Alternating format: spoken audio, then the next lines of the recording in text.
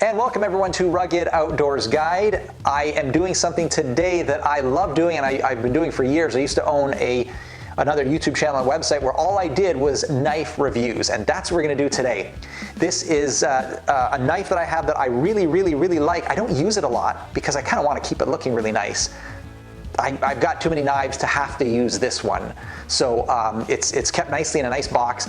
It is from a company called SOG, and it's called, I don't even know how to pronounce it, Aegis, A-E-G-I-S, Aegis AT. And the AT stands for Assisted Technology or Assisted Opening Technology. And the knife itself is just a gorgeous looking knife. And we'll get into that in a second, but before we do, I just want to tell you about SOG. So SOG used to be kind of a name brand that was kind of sort of middle of the road in terms of both quality and brand recognition.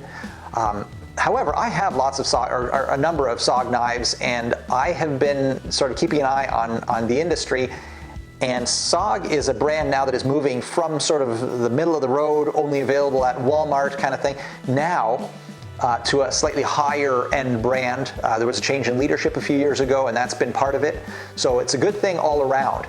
I get a lot of my knives from Blade HQ, and you know, you can always check them out there. They have some really high-end knives, but Amazon is just as good, and you might even be able to get it for a few bucks cheaper. So that's what I've got. I've got the links below if you'd like to go check it out on Amazon. Okay, so here's the box that it comes in.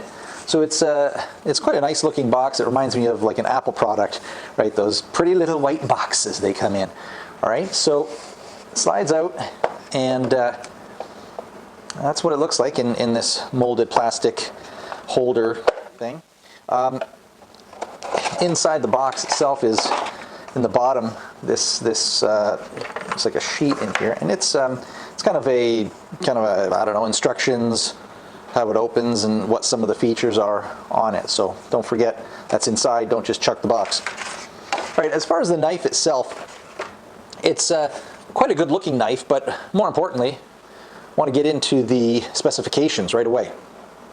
So in terms of the weight, it's a little bit heavier than most. I would call it a medium weight at 15 or 5.15 ounces rather, and the length of the knife when it's closed, you're looking at 5.01 inches, and when it's open, it's from here to here, from tip to the back, is 8.14 inches. The blade itself, this section, is 3.13 inches. And speaking of the blade, it's cryogenically treated D2 steel. So D2 is definitely an upgrade from what it could be. So that's one thing we do like about the knife. And the black titanium nitride coating. Love the way it looks instead of just having the regular silver blades that you see a lot of. And I mean, it just looks a little bit more maybe aggressive and intimidating, even though you're probably not going to be using it for anything that aggression and intimidation is good for, but you know what I'm saying, right? It just looks cool. It's like having mag wheels or, you know, off-road tires on your SUV or your truck. It's just a good look, even if you don't spend too much time off-road. So the handle is a forest green GRN handle. GRN in the world of knives stands for glass reinforced nylon. So overall, it's a good choice. It has some texture, which doesn't really mean too much, but anyway, it's there.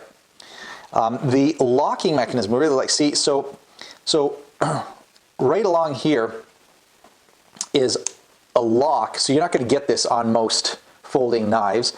This knife locks open, like most knives, but this is spring-loaded. And so it's just, again, everything is a little bit beefier because of some of the mechanisms that are necessary for this knife. But so the lock is, it's called an AT-XR, and the AT is for assisted technology. It's just got an overall different feel than a non-assisted knife all around, including the lock itself. And of course, as you guys know, it's a thumb assisted opening. So it's not actually easier to open when you start. It takes just as much pressure with your thumb as a regular EDC flipper, but it just opens a lot faster. typically anyway. It feels that way. So anyway, the blade itself is a drop point. So it just drops a little bit. It's not aggressive, that's for sure, but it is a drop point, and it's a flat grind. That means that from the very top right to the blade, it's just goes straight across. It doesn't have any sort of beveling or anything like that. It's not concave or anything like that. So we like the fact that it's a flat grind. For me anyway, it's easier to sharpen with a number of different methods. So just straight up, I just like flat grind. That's my opinion. The jimping, which is, for those of you who might not know, these notches along the top. It's got jimping on both the handle and the blade, and that's just for your thumb, so it doesn't slip when you're doing something tough and aggressive, like, you know, shaving wood or who knows what, skinning an animal. You just don't want any slippage. So anyways, it's just a nice thing to have. Don't know if it makes a lot of difference. There's no choil. A choil is usually something that where if I were to grab it like this, I could put my finger, or here I'll show you with this hand, I could put my index finger right just outside of the handle, but before the actual cutting part of the blade starts. But here there's no space. I'll cut my finger if I put my, if I grab it there. Now that's fine for me. I really don't care. This is fine. The blade is short enough that I don't want to be taking any more space with my finger, so I'm good with no choil. The knife itself is made in Taiwan. I don't know if that makes any difference. It's a nice looking knife, and it seems to be a really good quality. There's no flopping around. I can't shake the blade back and forth, even with a really sturdy, brisk attempt here. So overall, it's very, very tough and sturdy in terms of its build. Okay, so let's look at some pros and cons. Overall, we like the way it looks and it feels. One of the things we really like is that it's ambidextrous, so you can flip it either way. It's got the thumb studs on both sides of the blade, and everything else is designed to go both ways. The clip can go on the other side, so it's ready to go whichever way you want to use it or carry it. In your hands, it really does feel very, very good. Now, a lot of EDCs do, and knives in general do, but this one, I don't know, I don't know whether it's in my head right now, but it seems to feel even better than the average. So we love the black coating everywhere on both the clip and the blade. Actually, all the metal. The only metal that's not coated is the actual cutting edge. Of course, that's understood. You can't really cover that very well, at least not long term. It really is made for the outdoors. It's the other thing we like about it, because, well, the coloring seems to indicate that, but also the sturdiness. I've got a few EDCs that are, they're not bad when you don't compare them to anything, but compared to this, they're flimsy. This one is really, really tough. So this is something that would be quite useful in the outdoors. Personally, I don't need a big, huge bushcraft knife. When I'm in the outdoors, I bring, a hatchet with me and a saw, so I don't need my knife to do everything. This is the perfect size and perfect design for what I would like, on a camping trip. We also like the fact that the price is reasonable. It's around 70 bucks right now on Amazon and anywhere else that you buy it as well. So it's quite a good deal. It's less expensive than when it first came out, for sure. There are some cons. It's not all roses here. So one of the things we don't like about it is that it's actually quite tough to deploy.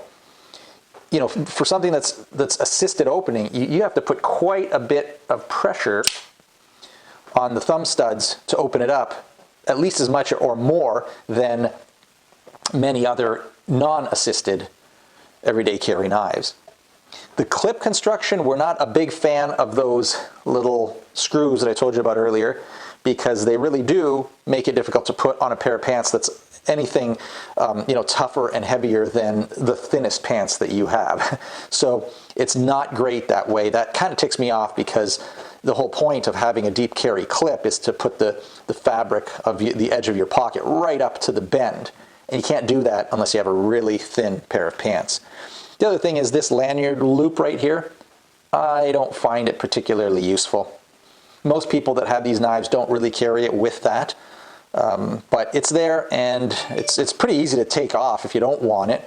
You can just grind it off, but I think that's the the lanyard loop is part of a spacer that's in here, this lighter green spacer, so you can't get rid of it completely, but you can probably grind it off if you didn't like it. I don't think it's worth doing much about. I would just leave it as is. All right, so the things we like about this is that it's got a black clip, so it's not as obtrusive as a bright silver one. And we like the fact that the clip itself is pretty minimalistic. It's not wide, or it doesn't stick out a lot. So those are good things. The problem is this, that you see now in these pants, these are outdoor pants that I have. They're stretchy, but they're thin. And if you were to try to put this knife into a pair of jeans on the pocket up here, you'd have a problem. The clip wouldn't be able to go all the way down because, I'll pull it out slowly, you might not be able to see, but right here, inside the clip are 2 screws, and the screws are necessary, of course, to hold the clip. You can see them through here, the access point to the screws. And the problem is that the space between the clip itself and the top of the screws in there is so narrow that you're not going to be able to put a denim material in there, one layer of denim with some stitching, like along the top here of your pocket. So that has been a problem. I've tried it with my jeans, didn't work very well. So I have to wear it with these pants. Besides that, the knife itself is a little bit bigger than most everyday carries, though that's to be expected because it is an assisted opening model. Otherwise, it fits fairly well and it looks fairly unobtrusive given the minimalistic design of the clip. All right, so thanks for checking out this review of the Outdoor Aegis AT assisted technology opening knife. There are instructions or directions below this video if you'd like to take a look at where you can buy one. The price has never been lower than it is now, so it's probably a good time. It's something that we really like in our family. We play around with it a lot. It's not the one that I use when I go out because I have just so many knives, but I really do like it. I just don't really need the assisted opening. I just think it's a cool feature to have. Why not if you can get it? If you guys like reviews like this, please do give me a like and a subscribe. It helps me out tremendously. You've heard that many times before, that YouTube likes the algorithm. Well, they do. So do help me out if you don't mind. That would be great. If you feel especially generous, because we don't actually make any money on YouTube, if you would like to check out our Buy Me a Coffee link, that would be also very much appreciated. I will see you shortly, I am sure, because I am in video creation mode. Love it, absolutely love it. I will see you probably within days, and please do join me then. And you guys know what I'm gonna say, right? Don't get ticked off at me, please, all right? It's from my heart, and I mean this as goodwill to you. Get out there, enjoy God's creation, and keep on looking up.